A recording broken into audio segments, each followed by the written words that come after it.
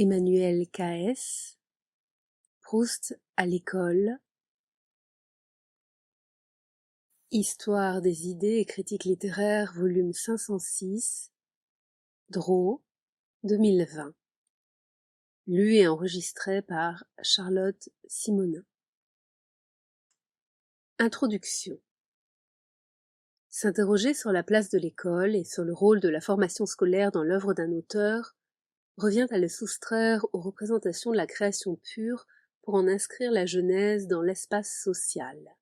Ce déplacement incite à questionner une conception de la littérature dont Proust est, précisément, le représentant emblématique.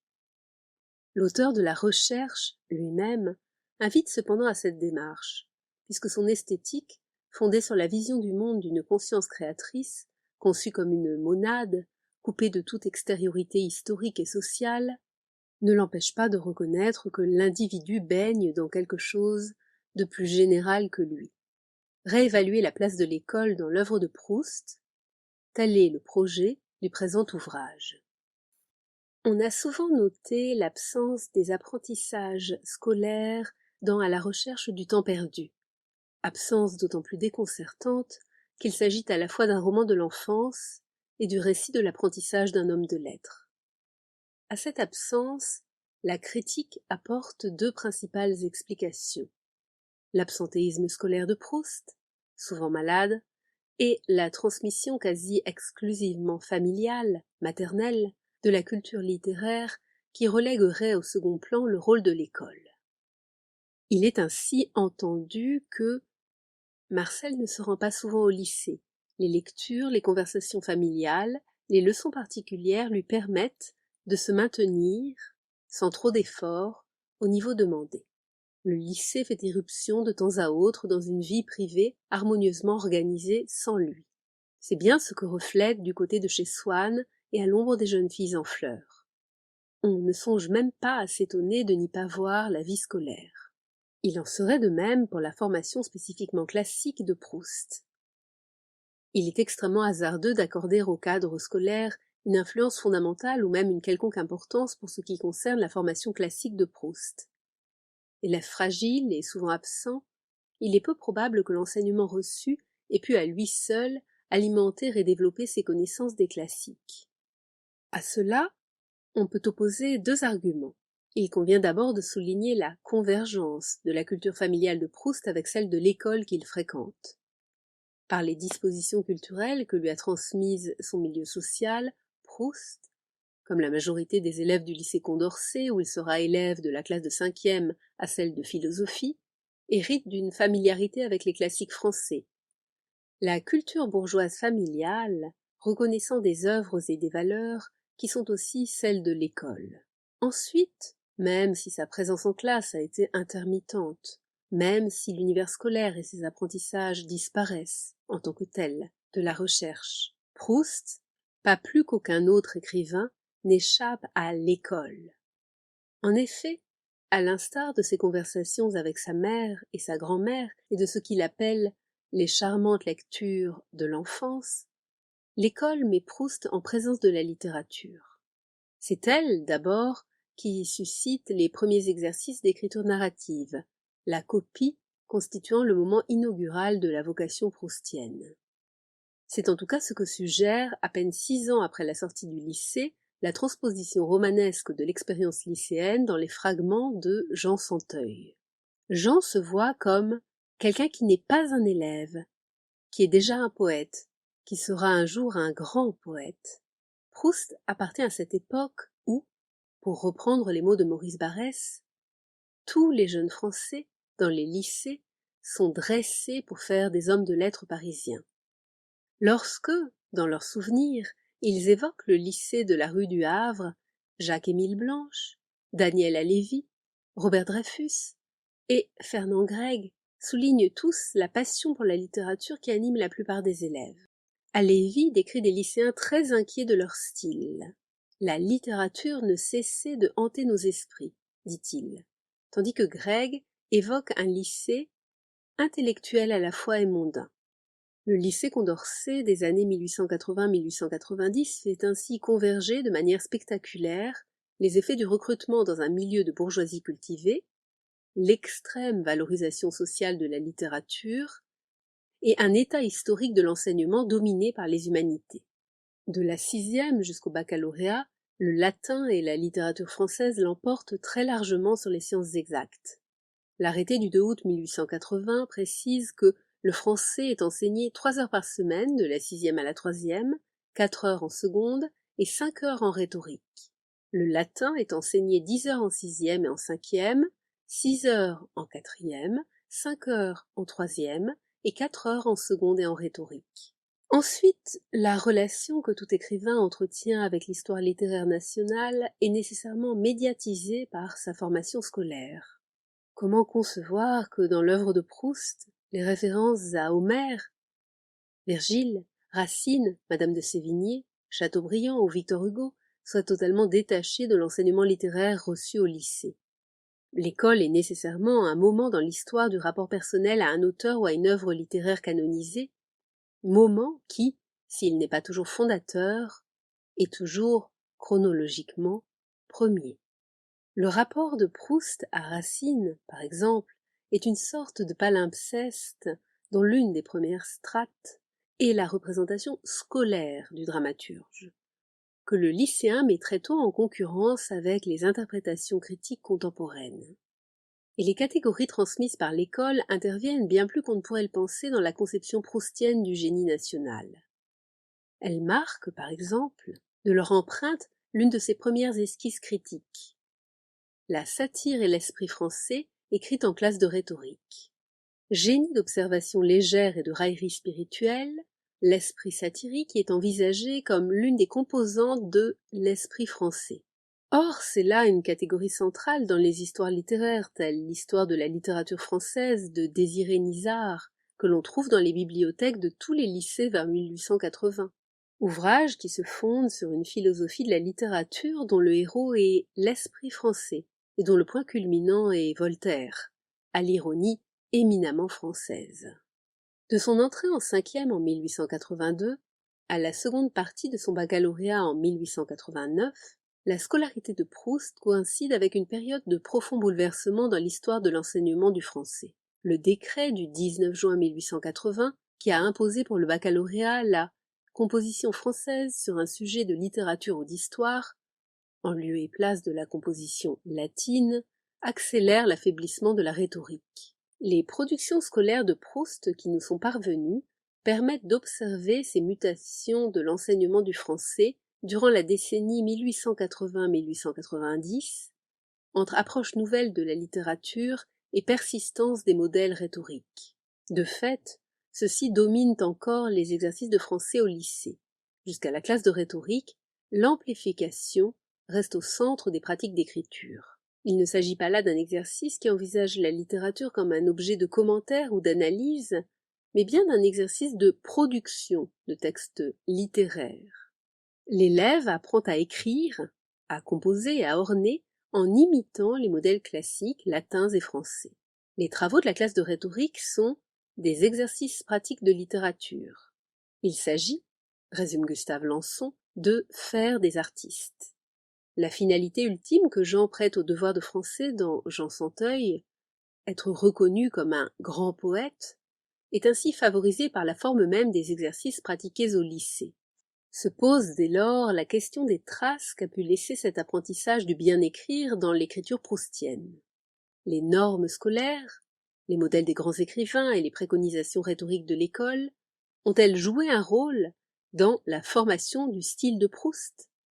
C'est là un domaine de recherche jusqu'à présent peu exploré. Pour tenter de répondre à cette question, on dispose d'un corpus de 16 productions scolaires, compositions françaises et plans plus ou moins détaillés, qu'André Ferré a, le premier, partiellement exhumé en 1957 dans son précieux ouvrage Les années de collège de Marcel Proust. Dans ces productions scolaires, tout particulièrement dans l'ensemble des 10 amplifications, les traits d'une parole singulière surgissent en tension avec le pôle du sociolecte de l'école, réglé par un ensemble de normes linguistiques et génériques. La belle langue s'appréhende dans les copies de l'apprenti écrivain sous forme de divers marqueurs: lexique, tour syntaxique, patron rythmique, figure. Ces signes de la littérature sont d'autant plus visibles que le jeune Proust n'écrit jamais ex nihilo. Dès ses premiers devoirs, on le verra, il se souvient de la littérature.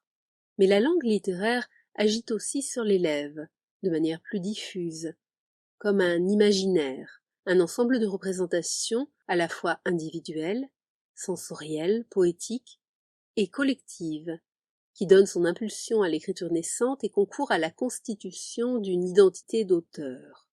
Ainsi, pour Jean Santeuil, le double fictionnel de Marcel Proust, écrire signifie retrouver dans ses devoirs à lui et dans les livres des autres la pourpre mystérieuse de l'imagination poétique. Mais, contrairement à nombre d'écrivains, Proust ne reprendra jamais à son compte le motif de l'autodidaxie. Sa confiance en ses capacités créatrices et sa croyance en la littérature sont telles que jamais il n'adopte la posture du « je n'ai jamais appris à écrire », insistant, au contraire, sur les aspects bénéfiques de certains exercices scolaires conçus comme une propédeutique à l'effort artistique. L'émergence dans les années 1880 de l'autre grand exercice de français qu'est la dissertation scelle la transformation des pratiques rhétoriques d'écriture en savoir sur les œuvres littéraires. Que la littérature soit un modèle, dans l'amplification, ou un objet, dans la dissertation, le jeune Proust fait servir ces deux types d'exercices à la construction d'une posture d'écrivain. Dès ses premières narrations scolaires, l'adolescent s'essaie au romanesque, celui des événements inattendus et des enchaînements merveilleux, mais aussi le romanesque moderne de l'exploration de la vie intérieure. C'est aussi un ethos de romancier qui se manifeste dans ses compositions qui accueillent commentaires, ironiques ou empathiques, et intrusions d'auteurs, tandis que dans la dissertation, espace de l'analyse et de l'interprétation des œuvres littéraires, l'élève de rhétorique se façonne avec assurance une identité de critique. C'est à la généalogie de ses productions scolaires que la première partie du travail qu'on va lire s'attachera. D'abord situées dans l'histoire de l'enseignement du français et de ses exercices, elles seront ensuite appréhendées dans leur texture langagière, rhétorique, stylistique et énonciative, texture dans laquelle s'inscrit le processus d'émergence d'une singularité stylistique. Un deuxième ensemble d'études s'attachera aux représentations de l'institution scolaire dans les deux romans de Proust, Jean Santeuil et À la recherche du temps perdu, qui offrent un rapport contrasté à l'école. L'œuvre, comme saisie de l'identité de l'auteur, inclut la donnée scolaire dans les fragments du roman inachevé, tandis qu'elle l'exclut ou l'efface dans la recherche. Les épisodes relatifs à la scolarité de Jean font partie des toutes premières pages rédigées par Proust en 1895. Dans ce récit autobiographique où la troisième personne masque à peine un jeu, qui surgit parfois, l'école apparaît comme l'une des premières structures de socialisation du héros. Jean Santeuil met en scène un monde scolaire, certes assez stylisé, mais habité par des personnages et animé par quelques péripéties. Proust exerce déjà son sens du social sur cette petite circonscription de la vie collective qu'est le lycée, dans son évocation des relations de Jean avec son professeur de philosophie, avec le maître d'études, Rustin Lor, ou ses camarades aristocrates et monarchistes et leurs familles.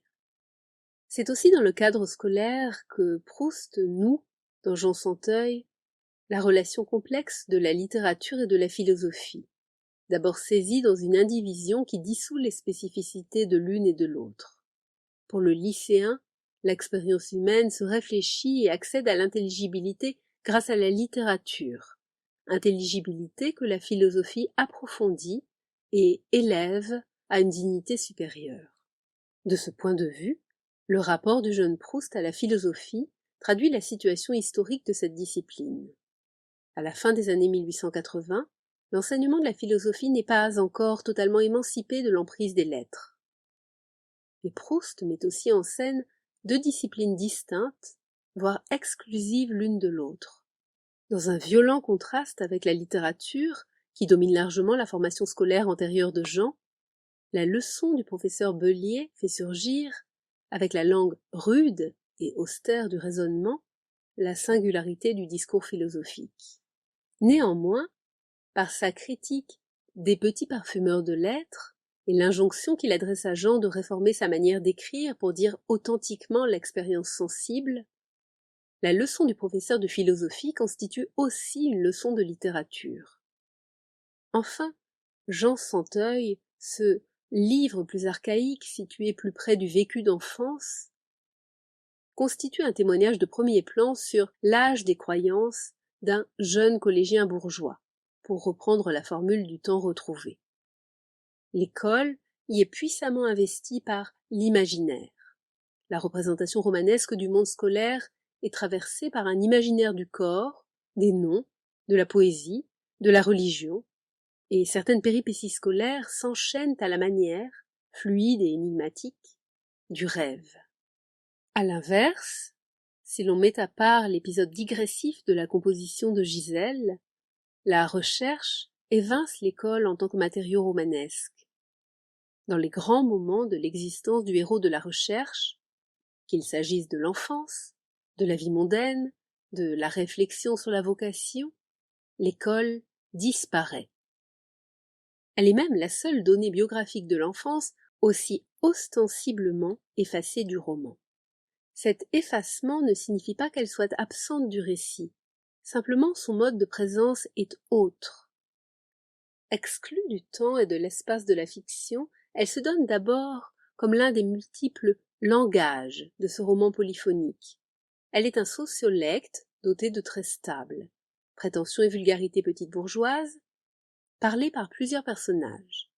Bloch, Brichot, Albertine, les jeunes filles. L'institution s'incarne plus particulièrement dans l'un d'entre eux, le camarade Bloch. Synthèse romanesque des condisciples de Proust à Condorcet, ce personnage complexe est à la fois un double et un rival du narrateur. Mais l'école est présente aussi obliquement dans le roman, sous forme de multiples reflets disséminés dans le récit. Globalement plus critique que dans Jean Santeuil, les représentations de l'école dans la recherche prennent des formes très variées. Elle intervient comme position sociale de personnages, l'universitaire Brichot, professeur à la faculté des lettres, ou comme un moment des relations qui les unissent. Bloch est le héros, Gisèle et Andréeux, Swann et Charlus sont des camarades de classe. Elle surgit aussi du passé de certaines silhouettes fugaces, tel le personnage d'Octave, brute épaisse, géniale, qui, à l'époque de sa rhétorique orageuse, était dernière en classe, parce que pendant que le professeur disait des banalités sur Cicéron, lui lisait Rimbaud ou Goethe. Comme tous les objets de la recherche, l'école est in fine mise en relation avec la vocation d'écrivain du narrateur et absorbée par la question cardinale de la littérature. Elle intervient d'abord comme un miroir déformant, parfois grimaçant, de la langue de la littérature. L'épisode de la dissertation de Gisèle, exercice qualifié de stupide et de comique, n'en pose pas moins la question décisive des rapports de la forme et du sens. Quant au jargon néo-homérique de Bloch, au-delà de la satire de cette pratique ostentatoire, il pourrait réfracter sur un mode grotesque les origines de la littérature. L'école intervient aussi comme une composante des représentations sociales de la littérature. La sociologie de l'école, dans la recherche, se déploie selon deux principales modalités. Des anecdotes saisissent des interactions sociales minuscules. C'est par exemple à partir de la figure scolaire d'un étudiant génial que le romancier décrit dans une brève parabole du côté de Guermantes les entraves sociales à la jouissance du beau. Mais elle trouve aussi sa place dans la macro-sociologie qu'autorisent les 3000 pages du roman. Avec les personnages de Bloch et de Brichot, présents du début à la fin du récit, l'école se voit intégrée à une vaste fresque dans laquelle le romancier décrit les transformations sociales et historiques qui affectent l'institution littéraire. L'ample trajectoire de ces deux figures scolaires met en fiction une véritable sociologie de la littérature éclatée en plusieurs institutions. L'enseignement, les salons, le journalisme.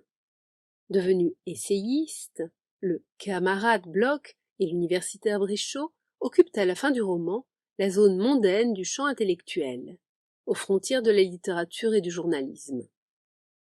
Enfin, c'est aussi par sa formation scolaire qu'un écrivain participe de sa génération et de son époque, car les schèmes qui organisent la pensée d'une époque ne peuvent être compris complètement que par référence au système scolaire, seul capable de les consacrer et de les constituer, par l'exercice, comme habitude de pensée commune à toute une génération. L'école ne transmet pas seulement des contenus disciplinaires, mais aussi des catégories de perception, de pensée et de langage susceptibles d'organiser des discours qui n'en relèvent pas directement. Dans les premiers essais de Proust, modèles discursifs et catégories scolaires structurent sa réflexion critique comme si, après le lycée, dans une sorte de fondu enchaîné, la dissertation se muait progressivement en discours critique en se donnant les mêmes visées: analyser, classer et juger les œuvres. Et l'école, comme matrice de formes et d'idées, s'inscrit aussi dans la recherche, tout particulièrement dans Du côté de chez Swann, où le discours du jeune héros sur la valeur de l'art, qu'il s'agisse de l'art des acteurs ou du style de Bergotte, est informé par les catégories qui lui sont familières, celles de l'école. Repérer les traces de ces catégories scolaires dans l'œuvre de Proust sera l'objet de la dernière partie de ce travail.